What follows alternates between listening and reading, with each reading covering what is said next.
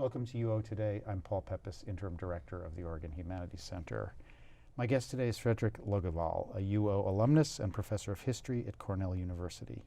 He also serves as Cornell's Vice Provost for International Affairs and as the Director of Mario Einaudi Center for International Studies. Logevall's recent book, Embers of War, The Fall of an Empire and the Making of America's Vietnam, received the 2013 Pulitzer Prize for History. Logevall gave a talk titled The Meaning of the Vietnam War on May 14, 2014, as a guest of the Wayne Morse Center for Law and Politics as part of the Wayne Morse Legacy series commemorating this year the 50th anniversary of the Gulf of Tonkin resolution. Thank you so much for speaking with us today. It's a pleasure to be here. So what was the Gulf of Tonkin resolution? The resolution was passed overwhelmingly by both houses of Congress in August of 1964 in response to an incident in the Gulf of Tonkin off the coast of North Vietnam. This was at a time when the United States was beginning to consider expanding its role in the war. There were, shall we say, murky events in the Gulf on a particular pair of days in early August. And in response to those developments, alleged North Vietnamese attacks on U.S. boats, Congress passed this resolution, which essentially gave Lyndon Johnson, President of the United States, a kind of blank check, gave him great authority to escalate the war as he saw fit in Southeast Asia. And it's really, in that respect, a very important transition to a large-scale American war. So when Americans think about the war, they think about 1964, the 60s, That's the right. Gulf of Tonkin resolution. But the temporal scope of your most recent book, The Embers of War, is from 1919 to 1959. Yeah. Why? Well, my sense was that in our rush to get to America's war, historians, myself very much included, had given short shrift to this earlier period. And I knew from my teaching at UC Santa Barbara, where I used to be, and now at Cornell, I knew from my teaching, from my reading, even to some extent from my previous research, that the earlier period, and in particular the French War, which, as you know, preceded the American War — we're talking about two wars really in Indochina — I knew that that earlier struggle was important in its own right, and in particular, even if we wanted in particular to understand and to focus on the U.S. phase, we wouldn't really get a good grasp of it until we looked closely at that earlier period. So that's what I set out to do in this book, and hopefully what I do is show the reader why, if we do want to appreciate, if we want to have a kind of fundamental understanding of why the United States found itself in this place, we've got to pay close attention to that earlier period. So the book begins with a short preface on John Kennedy's visit to Indochina in 1951, when he was 34 years old. Yeah. Why did you begin there?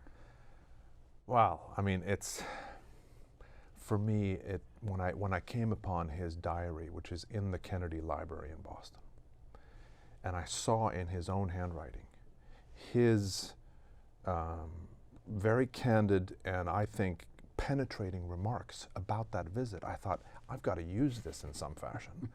And I used it at the beginning of the book because right there in 1951, long before he was president, about a decade before he became president, John F. Kennedy, this young man, asked penetrating questions about what the French were doing. Can the French possibly succeed? I think by extension, JFK was saying, could any Western power succeed in this part of the world in combating by military means revolutionary nationalism? And at least implicit in that diary is his view, John F. Kennedy's view, that the answer is no. The French are not going to succeed. By extension, the U.S. won't succeed. And he said, the more, and I'm paraphrasing here, the more we associate ourselves with the cause of French colonialism, the worse off we'll be in terms of winning the support of the people in this part of the world. So what I mean to show in opening the book with this is that there were these doubts on the part of a lot of people in France, in the United States. And yet I also want to suggest that there's a paradox, because this same president, a decade later, would oversee a large, not the full escalation of the war that we see under Lyndon Johnson, but nevertheless would take steps toward creating this large-scale American war. And there's a kind of paradox there, which in some respects I deal with in the rest of the book, showing how the United States, step by step, first in support of the French, and then after the French had been defeated on their own, step by step moved into Vietnam. So, as a way of beginning to get to that place, the preface is followed by a prologue, which takes place in June 1919 at the gathering in Paris of world leaders who would shape the peace and the First World War. We have the centenary of the First World War right now, with a young Vietnamese man who hoped to meet and speak with Woodrow Wilson.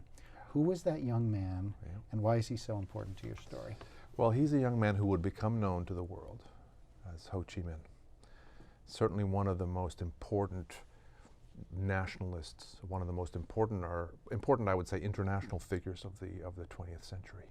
Here he is in 1919, as you say.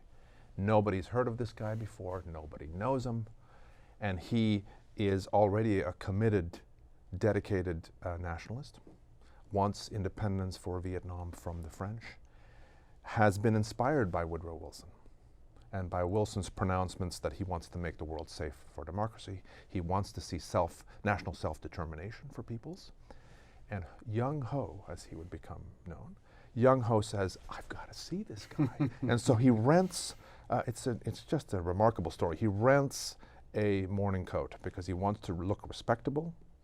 And he sets off, and you know, I sometimes imagine what this would have been like. He sets off for the conference, wants to get an audience with this great American leader. Of course, he doesn't get to see him. To my knowledge, doesn't get to see any of the main allied, main Western leaders. And it's, I guess you could say it's the first of several what-ifs that we could discuss, which is, suppose, in fact, he had gotten that audience. Would it have made a difference? Would the course of history have changed? But what we know is that he didn't. And steadily he becomes more radicalized. He comes to realize, although it takes him a long time, he comes to realize ultimately that he can't depend on the United States for active support for his cause.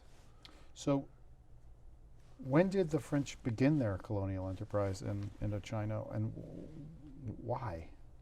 In a serious way, they begin in the middle part of the 19th century.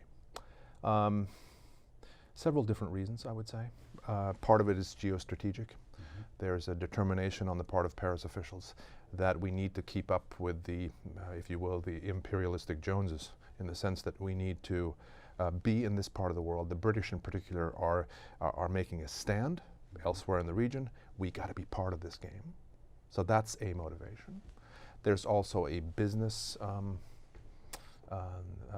proposition, if you will. There is a push on the part of industrialists and others in France to have access to the raw materials of Indochina, eventually perhaps the markets of Indochina. So there's that push.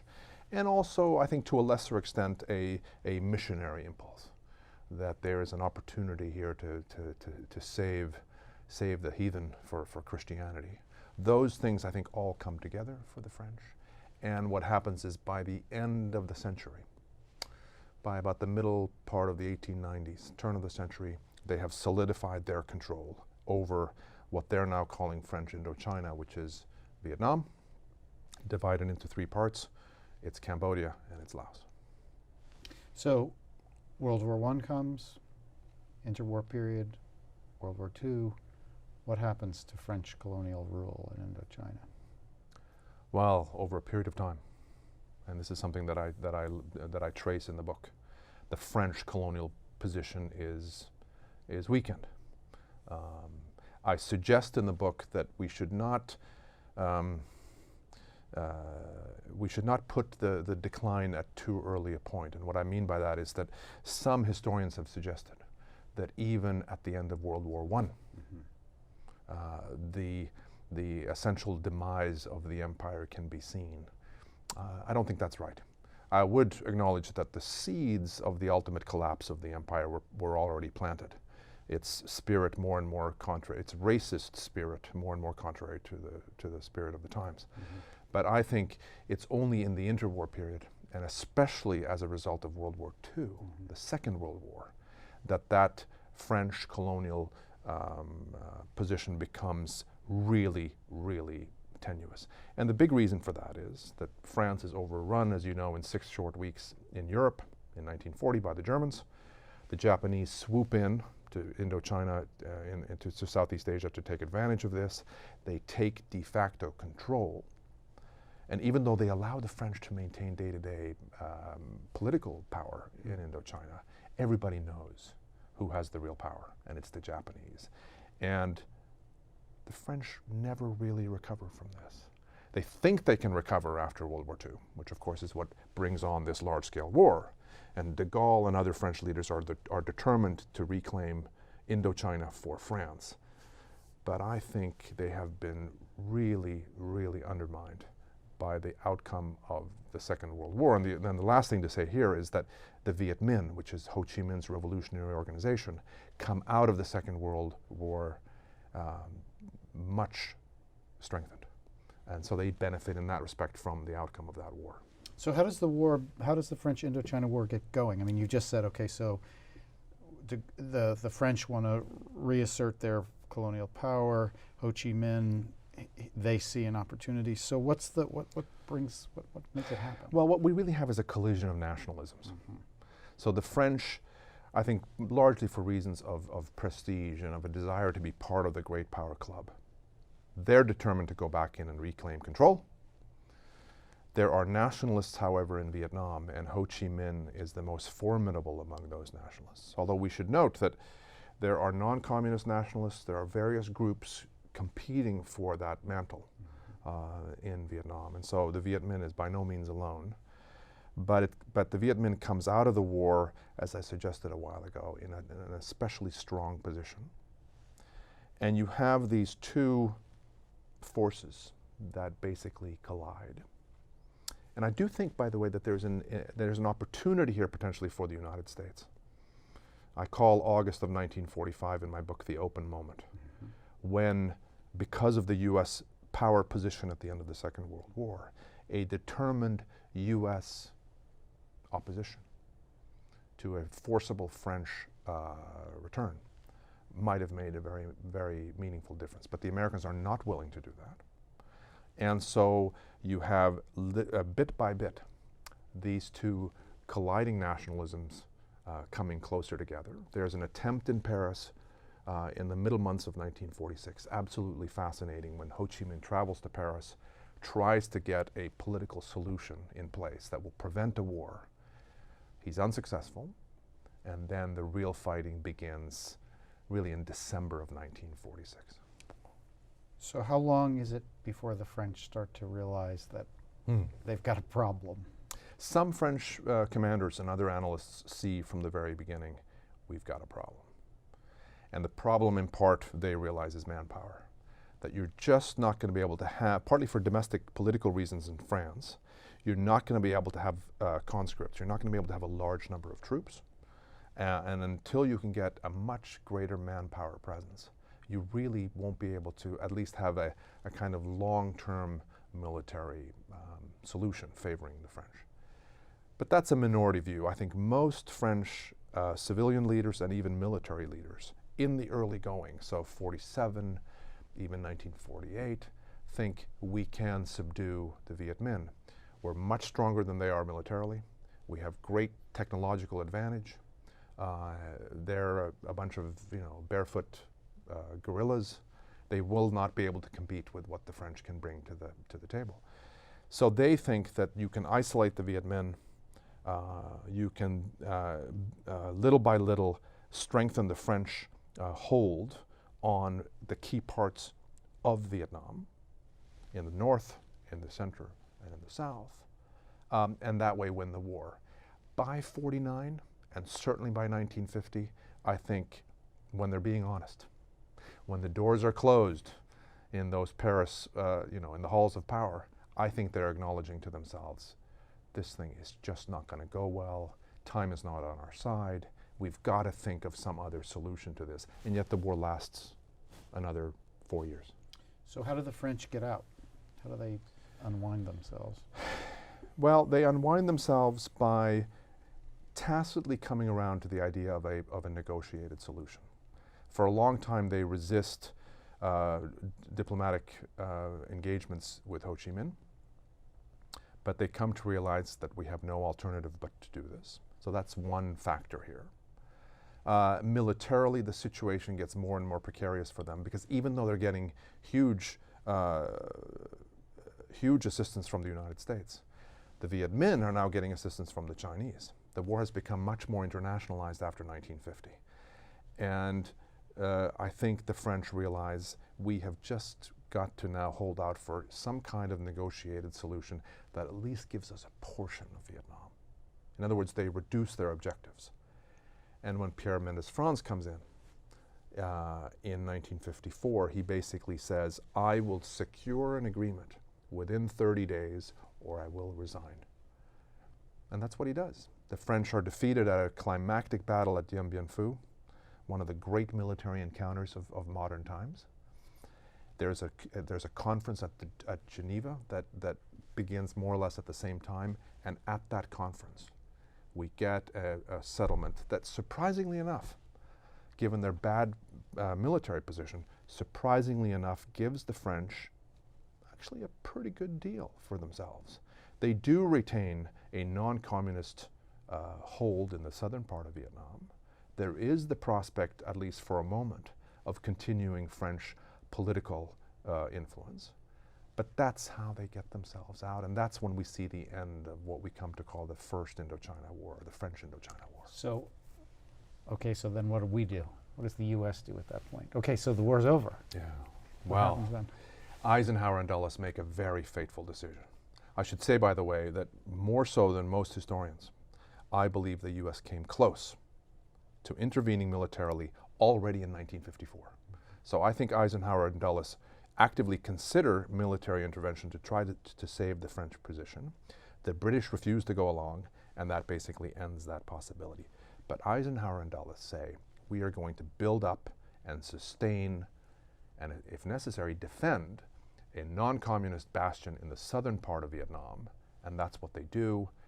And then, some years later, that's how the United States becomes involved militarily in Vietnam.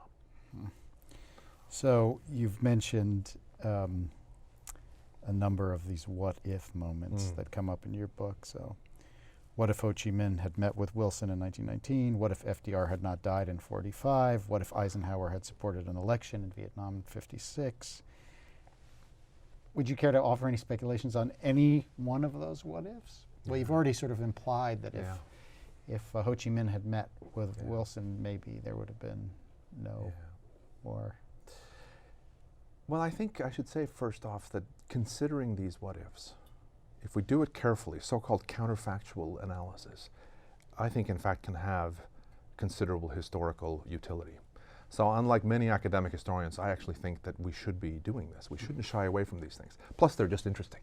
They're just fun to speculate about. But in all seriousness, I think maybe I'll choose the FDR example. I suggest toward the end of the book that it's not fanciful to believe that had he lived beyond 1945, given his opposition to allowing the French to return to Indochina, number one, given secondly his deep belief, FDR's, that the age of colonialism had passed and that the United States risked being on the wrong side of history if it supported European colonialism. Given those things, had he lived beyond 45, I don't think it's fanciful to believe that he would have opposed a military return by the French at least, that he might have succeeded in opposing that military return. That one is contentious, I admit.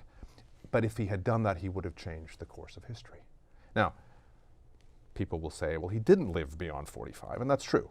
He died, and we have to deal with the fact that Truman felt differently about this, didn't have the same kinds of convictions.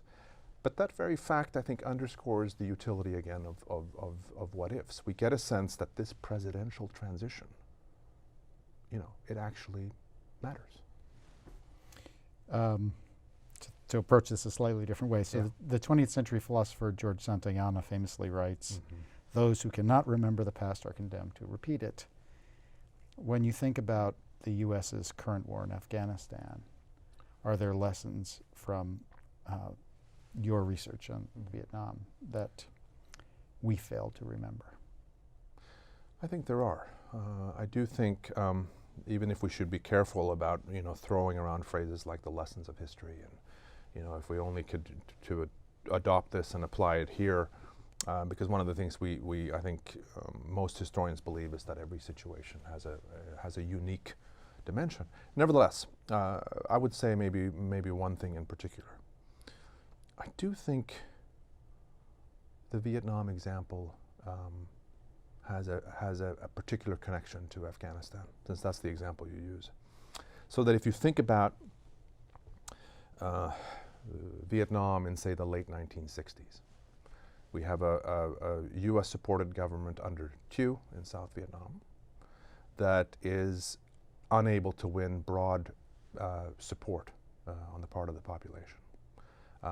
That has a very difficult time achieving security without massive involvement by the United States, that is plagued by corruption.